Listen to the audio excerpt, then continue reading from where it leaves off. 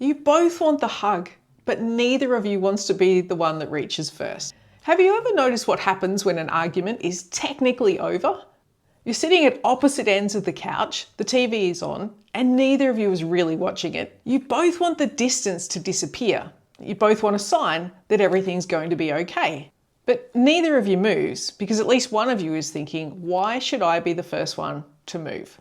Most people think that the standoff is about who is right, who started it, who owes the apology, who should make the first move. But what's really happening is that both people have made connection conditional.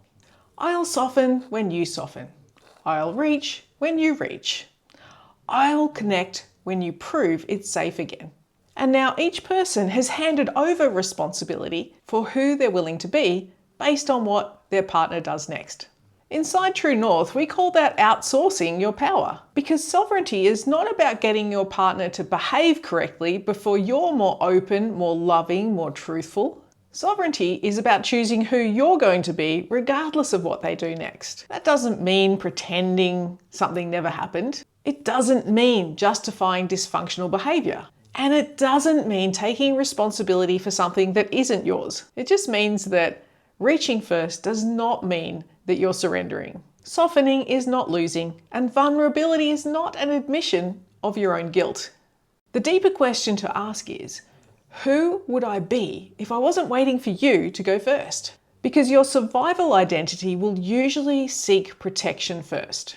It wants certainty, proof, a guarantee that you won't be rejected. But your true character does not wait for perfect conditions. Character always chooses truth while remaining fully responsible for your next move. Maybe what's true is, I'm still hurt and I don't want us sitting this far apart. Or, I'm not ready to solve this yet, but I do want you to know that I'm here.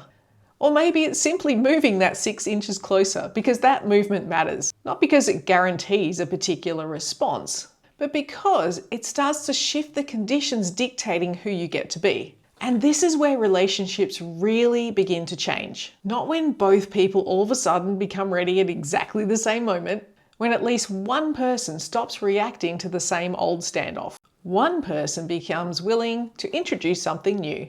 A touch, a truth, a different tone, a new possibility. And you can't control whether they meet you there.